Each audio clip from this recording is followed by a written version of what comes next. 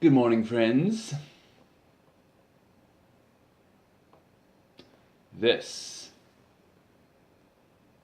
is attempt 1 of my reading of my Tale of the Rebel. We're going to begin with a little introduction. The introduction begins as following. Introduction. Eyes that see. This is an exploration.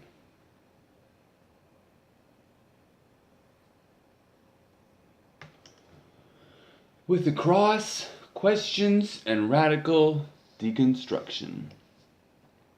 How does change happen? How do social norms shift? How do you know you're right? How do you stop trying to figure that out? Well, I don't know. But I think it involves a journey into the unknown. A painful tearing away from assumed reality.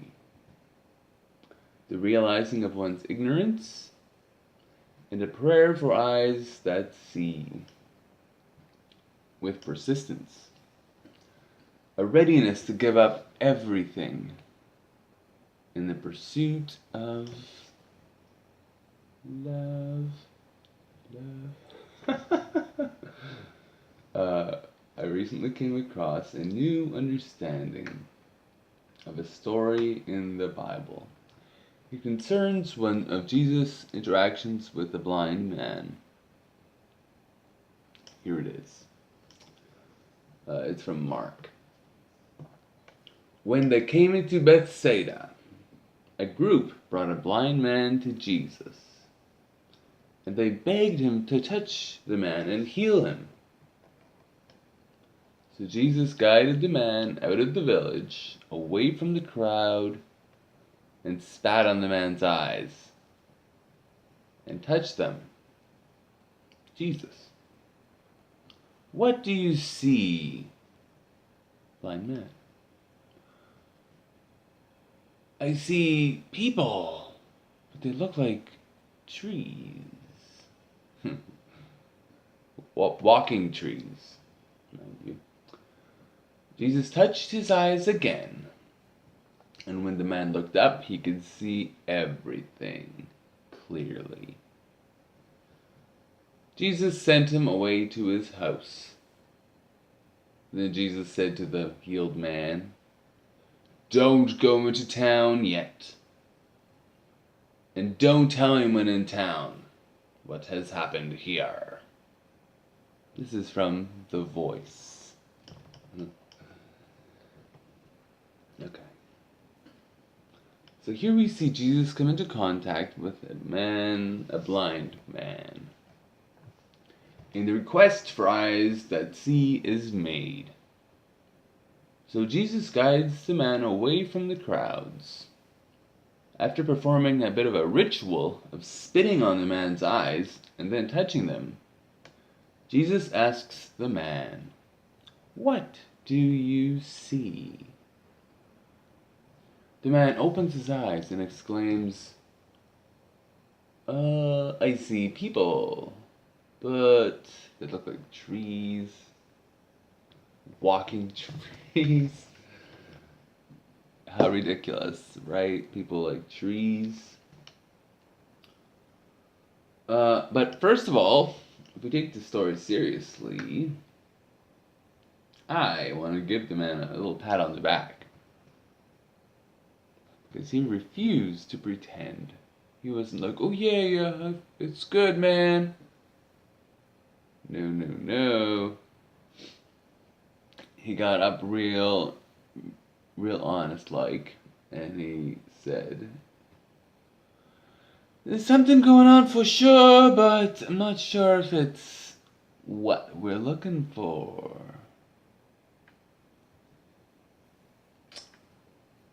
And more to the point, like a lot of us, after the man has an interaction with Jesus, And for some of us, it's the church or some sort of religion or some call from the secular world.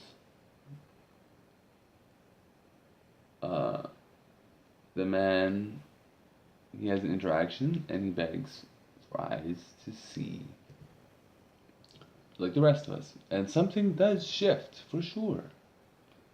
But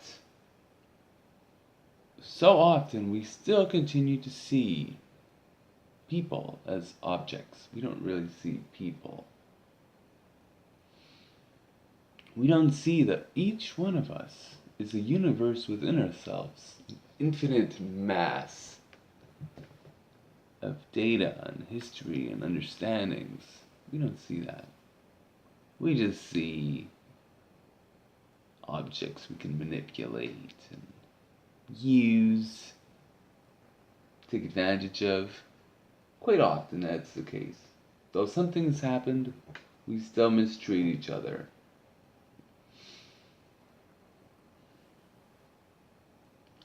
But we need to go back to the previous question, back to the previous quest. We have to engage again and again and again, admitting that I can't see, there's something off. There's people, but they're like walking trees. The journey you're about to join me in is a little bit like that.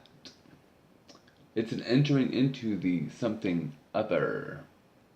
It's an embrace of the depth and absurdity of existence. It's an embrace of the apocalyptic, by which I mean the place where everything changes. The disruption after which the old life can no longer be put back together.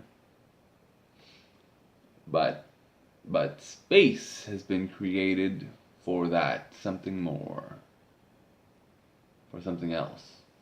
So, are you ready? Fasten your seatbelts.